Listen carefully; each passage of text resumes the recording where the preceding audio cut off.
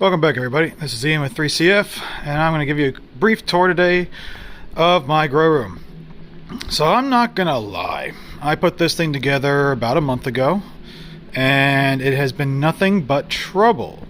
Now, no fault of the grow room itself. It's just that the conditions that I am working with are probably about as inhospitable as you can get with regards to mushroom growing. What I mean by that is that ideally you really want to have three factors in mind whenever you're doing any kind of mushroom growing. It really doesn't matter what stage you're in. One, temperature. You need to make sure that you have a consistent temperature that is conducive towards either spawning, colonization, or fruiting. Grow room, you want to worry about fruiting. Another thing, moisture. You want to have good moisture, or the right type of moisture, depending on the cycle of the mushroom mycelium. And last but not least, sterility. You want to have a nice sterile environment so that the only fungus that's really doing anything is the mycelium itself. You don't want any foreign bacteria, you don't want any foreign mold, you don't want any foreign fungi, you don't want any foreign mushrooms, you don't want any foreign nothing. You really want to make it as easy as humanly possible so you can get the maximum yield on mushrooms. Now, I have had trouble with all three ever since I put this together. And again, not a fault of the hydroponics room that I purchased at all. It's just the situation I'm in. If you haven't noticed already, I am located on the second floor of my family barn. So, things going against me. And the biggest one that I've had to deal with is temperature. Keeping a consistent temperature.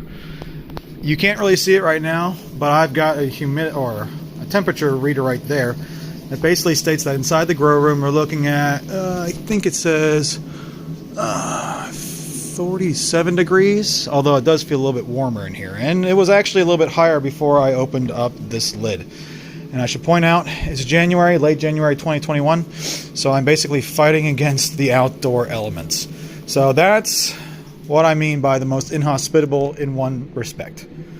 Second thing, it's winter, very dry conditions. My first challenge I was really having to deal with was basically having a good source of humidity, consistent humidity, and you can see right there. That's my homemade humidifier. I actually have a separate video detailing about how I put that together, the costs, all that good stuff. So you can read up or you can listen up on that in more depth on that video. So, yeah, if you find it in my channel, you'll be good to go. Last but not least, sterility. While I am located inside a barn, that kind of protects a little bit from foreign, invasive things. And again, it is winter, so a lot of those things are kind of either dead right now or in hibernation or really not doing much of anything. It's still there are these duct opportunities that you have. Now, everything that I have coming in, that's my outflow, so I don't have to worry about that really causing any potential problems. My inflow, which is located down there, and it's actually got a micron filter on top of it that probably is going to need to be switched out here in about a month or two. But even then, this door is not great. I mean, leaving it open as long as I have already is really not helpful. Again, but it's winter, so I'm not too concerned. And also, I'm showing you this video. It's really hard to do this with the door being constantly open and closed. And you can also see all the other optional duct entrances. It's very hard to seal those up. If you are looking at using a hydroponics room for growing mushrooms, or at least starting out, that's one thing you're going to really want to think about. I've tried in vain to seal these up before. The first thing I did was I actually took heavy plastic sheeting and then tried to put it on the ducting itself, on the interior portion, and then basically tape it up with Gorilla Tape. And the problem I was having was twofold. Number one, the tape wasn't really holding on even though it was still Gorilla Tape. Number two, the humidity would still get between the plastic sheeting and the actual wall itself, so I was seeing moisture accumulate, and all I was seeing is basically just colonies of bacteria just forming in me. Obviously I couldn't see it, but I just could imagine it, so I took it out. I've tried to do sheeting on the exterior of the grow room, but as you can see, the grow room is, well, let's see here, it's incredibly cramped. So getting sheeting, I mean, that's about as good as I got before I just freaking gave up in frustration. So it's not great, but I would say out of the 3 problems I have right now, or the 3 factors that I have to contend with, my biggest one is not foreign bacteria, at least not in this regard. There are other areas where I have to deal with that, but that's for another video. The biggest things that I have to worry about in here are humidity, which is not as big a deal, but temperature is. This room, despite the fact that I've got an oil heater in here running 24/7 on a temperature gauge, I had a tool in here that would basically kind of record what the temperature was day and night. And at nighttime, when it's freezing outside, this room would jump into the low 40s and even high 30s, even with this thing on full blast. So finding a way to insulate this is the next challenge. And because these mushrooms that I have growing currently, I've got black pearl, I've got lion's mane, I've got king oyster over there. They all really like to have a consistent 55 to 60 degree temp, maybe a little bit higher, maybe a little bit lower. It's not a big deal. But when it's jumping down into the low 40s and high 30s, I mean, effectively what you're doing is kind of just halting progression of growth. And as a matter of fact, when I was really dealing with this, before I could really kind of get it and heal, a lot of the first blocks that I put in here, it basically kind of regressed into, I guess you could call a hibernation mode almost. 3 out of the 4 lion's manes are pretty much just not doing anything. The one that's closest to us is actually fully colonized still, and I can start seeing little budding coming out from the holes that I've cut in the bags. The 2 most recent king oyster blocks that I put out are starting to colonize, whereas I've had others sitting in here for almost a month now, probably more than a month, and they're still kind of just teetering on. So yeah, one thing that I can recommend from this takeaway is that when you are putting together a grow room, test it out, test it out, test it out before you put anything in there, because I mean, ultimately the true test will be when you actually put substrate blocks in there. But before, I mean, don't do what I did where you get excited, everything's done, you want to put stuff in there. Give it a couple days. Check for consistent temperatures. Check for consistent humidity.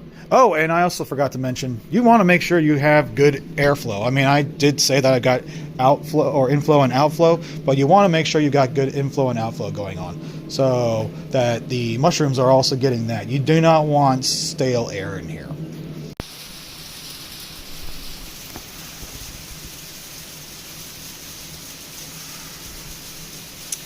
Yeah, what you're hearing is sleet in winter. Yeah. Great time to be growing some mushrooms. At least it's in the 50s in there right now. I guess I'll take it.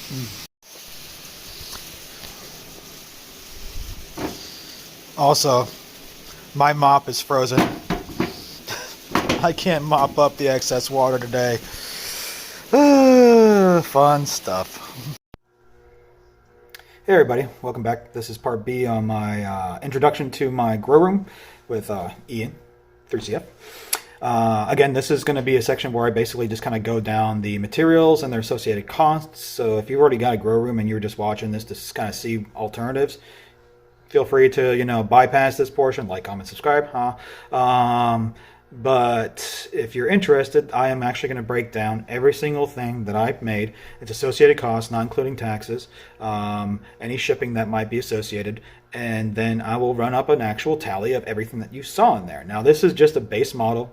I will include a couple things in here that I ended up not using, not because I want to throw you off your game, but just to kind of point out that one thing you'll find in this industry, especially when you're starting out, is that you're going to be buying things that eventually are going to be not useful to you. You thought it was going to be useful, but it's not. So, starting forward. Oh, and actually, before I start on, I want to point out, in case you were wondering, I am looking at doing this in a commercial setting, as I mentioned in other videos, but I am in effectively the startup phase or the ramp-up phase of my business. I am producing only limited quantities of substrate blocks, and I'm testing out to see their viability, their consistency, and growth patterns, and all that good stuff. So that's the reason why you only saw a few blocks in my grow room. What you did see out there, even though it's small, has the capacity to put out potentially upwards of 240 to 250 blocks if I am having consistent growth patterns, or sorry, growth schedules and that kind of thing, where I can actually get it at full capacity. And with that, assuming that you can actually get, a good weekly harvest, I would say cut that in half. You can potentially see at least 100 pounds of mushrooms coming out of there weekly. Again, that's assuming that I am finished with the ramp up. I know what I'm doing. Everything's working, consistently and so forth. So going on to the actual costs, and then, the list of all materials, tools, and their associated costs. The first thing, of course, is the grow room itself. The brand I got was the Goliath 8x8 by 6 foot 11 inch grow tent, or hydroponics room, that has the capacity to be extended, at least vertically, up to 7 feet 11 inches. The tool itself is pretty good. I haven't worked with anything else, but you saw my reviews on that. That cost me $648, and I got that tool from trimbuddies.com. I don't care at the end of the day what kind of tool or what kind of grow room you're going to need. At the end, you're probably going to need one that's different from mine anyway, because you're going to have different dimensions which to work with. If you can do, 10 by 16, or you're only 4 by 6, that's kind of a variable thing. The brand is even something I wouldn't recommend or not recommend, just because I don't know the alternatives. What I will recommend, though, is that before you go anywhere to purchase, go to Trim Buddies. Best customer service I've experienced ever. I went through 3 different vendors before finally landing on them, and I had actually purchased a grow tent a month and some change prior to working with them, and the vendor that I purchased from was just horrible. The grow room was a different model, different brand, but essentially the same exact dimensions, and the first company just didn't work with me at all. They just like, yeah, we're going to tell you when it's ready if we feel like it, or you can just cancel your order. We don't give it to you. They didn't give a shit. They didn't. I reached out to Trim Buddies, asked them about their stock. Andrew responded to me immediately, and he worked with me every step of the process. Honestly, it's the best customer service I've experienced perhaps in my entire life. And this is during COVID, where everybody's just grouchy, everybody's sick, everybody's just, they're amazing. And before you go shopping anywhere else, go onto trimbuddies.com and check them out. Well worth your time. Okay, off my soapbox. Next tool. The shelving that you saw. That is the Sandusky Lee plastic shelving. You can get it from Amazon. The dimensions on these, well, actually, let me tell you that it's the P5361856-4B plastic shelving. It's 36 inches long. Height is 56 inches, and the weight, or the depth, is 18 inches. I did the math before purchasing these, and I can consistently get 8 blocks on each shelf. So there are 4 shelves total. If you feel comfortable putting a block on the bottom shelf, that's about 2 inches from the floor. So you're doing 8, 16, 24, 32. And so that means that at least you can get 32 blocks on each shelf. And what I mean by at least is because depending on how the mushrooms fruit from the blocks, if they fruit from the side of the substrate block, then you can actually double the blocks, aka you can put blocks on top of blocks. So instead of having 8 on a shelf, you have 16. So 32 capacity can potentially go up to 64, and you do that multiple times, you're golden. Initially, I purchased 6 of these shelves with the presumption I would have 2 on each side, that's 4 total, and then 2 more in the center. I got a little bit too optimistic on the dimensions and the capacity that the growing room could hold, and now I only have 4 in there, and I actually have 1 shelf that I broke in half. I put my my humidifier on that you've seen, so that it gets good ventilation going on, and just good height, whatever. So yeah, the total for those were and this is with 6, was $291.90. They are individually priced at $48.65. I purchased them again from Amazon. The only downside is that originally Amazon was selling these things direct. Now it seems like you have to go through a vendor in Amazon, and they're kind of competitive, and you'd really want to kind of do a little bit of research on which vendor you purchase from through Amazon before you do so, if you decide to go these routes. One thing I will point on these shelving is that they're cheap, they are durable. I've purchased them numerous times over the last 2 years, and it seems like the newest amount that I purchase kind of gets more and more just the quality suffers, or it seems like the quality is depreciating each time I buy them. So I don't know honestly if I would recommend these. You can get that heavy metal shelving that you can really adjust the height and everything, and you can buy them from Amazon, you can buy them from Home Depot, you can buy them from Lowe's. But what I have seen with those is that they tend to be at least $110, and you can get 4 shelves, sometimes you can get 5. They might be honestly worth the even though they're double the price, at least they might in the long run be more hospitable, simply because they're easier to clean, they're probably more durable, they can probably hold more weight. So yeah, there's a part of me that kind of wishes that I didn't get the Sandusky, that I just went with better quality versus trying to go for the lowest cost denominator. But the good news is that at the end of the day, I purchased these things so many times, I'll find a use for them in some capacity. Going on, the next thing I purchased was aluminum ducting. Black aluminum ducting. I purchased it through Amazon. This is 8-inch in diameter, and they're 8 feet long. $14.99 per. I purchased 3 altogether. And I also purchased an 8-inch diameter inline duct fan. That's the fan that I attached to the outflow portion of the ducting, so that basically pulls, it pulls air from the grow room and then kind of kicks it out. So that I went the cheapy route on this. $23.94. Again, Amazon. I've seen these for much higher prices through actual businesses that kind of specialize in mushroom growing products. Fungi Perfecti is a good example. You can find something like this that's probably better for mushroom growing, because when you get a good consistent grow room, eventually what's going to happen is that not only is that duct fan pulling out air or pushing in air, it's also going to be pulling out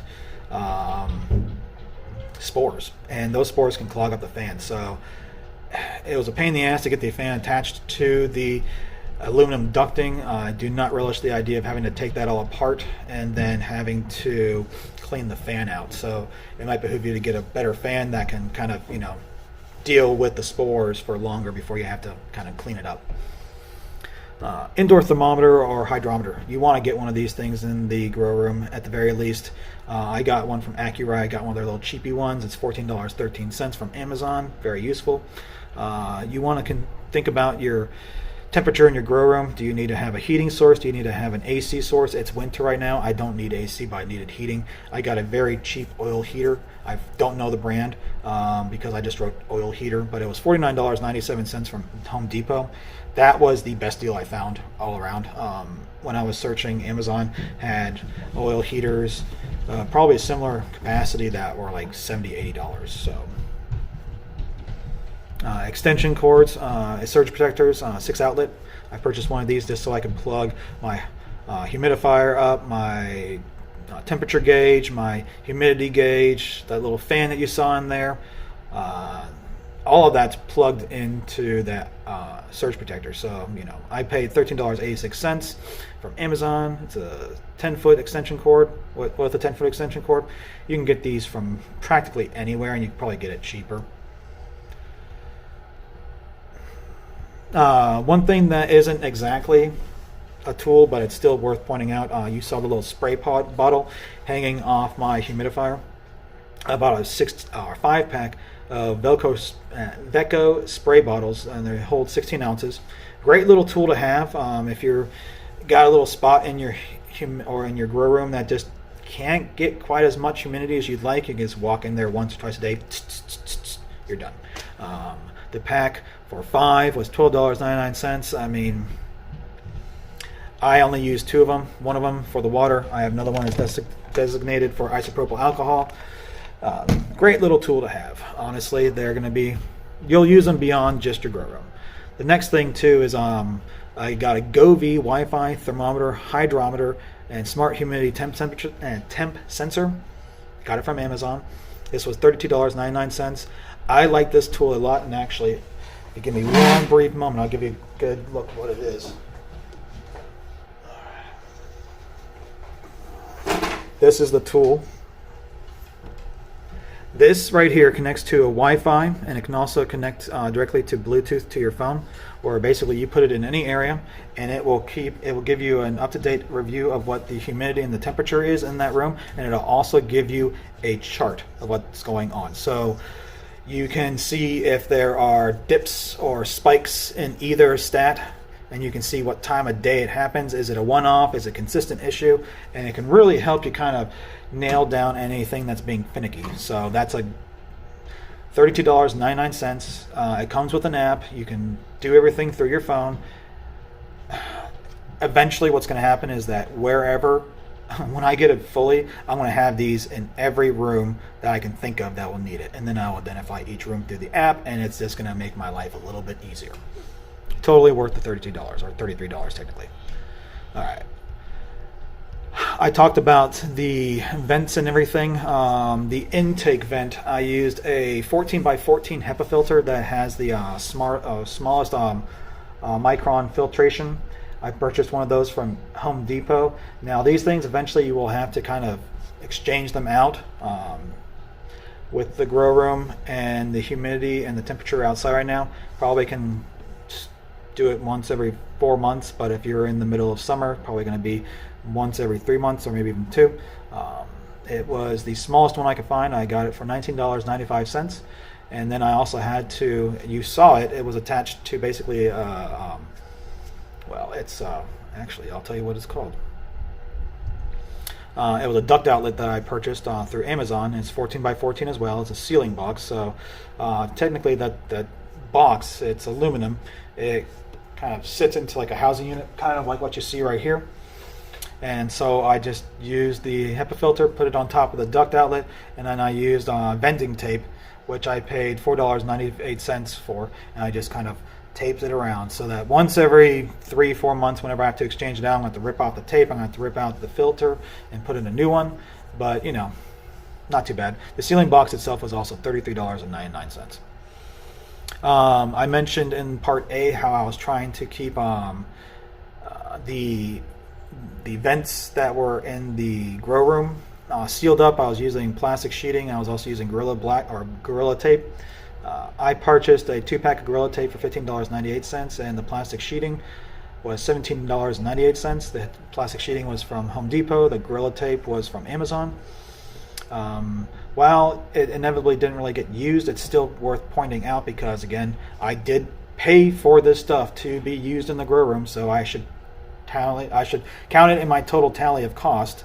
And also, at the end of the day, Gorilla Tape is always going to be useful in some capacity, and the plastic sheeting, I think it was about 100 square feet and it was 2 in a pack. That will be probably useful going forward as well. If you find yourself growing in like a garage or in your basement, you're going to need that sheeting, because almost a guarantee you're gonna put it on the ceiling, you're gonna put it on the walls to basically cover from anything that's kind of like protruding. If you've got exposed wood, it's paramount that you have that stuff. So I left it in the total tally. Another thing too, you want to make sure you have a good utility knife, like one of those ones that you can exchange the blades out with, something that's used just in the growing room, so that when you are basically cutting into your fully colonized substrate blocks, you can only use that knife for that purpose, and you can only use that knife, or you will only use that knife for harvesting mushrooms. Whenever you're using a tool in a capacity, either it be in your spawning room, in your mixing room, in your growing room, or in your lab, you want to make sure that those tools are being used just in the capacity that way. What I mean by that is that if you bring, for instance, in my whenever I'm mixing substrate blocks, and you might have seen this in another video, I have a pitchfork, a small pitchfork that I use to kind of help break up the harder stuff. That pitchfork has and only ever will be used in that capacity. If it gets used in any other capacity, the potential for contamination becomes much higher.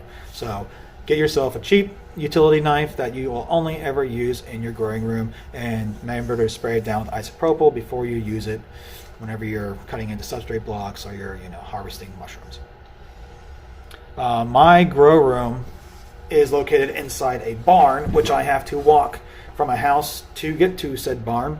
So that means I am walking through the outdoor elements. That means I am wearing shoes that are potentially collecting dirt, mud, leaves, grass, whatever have you.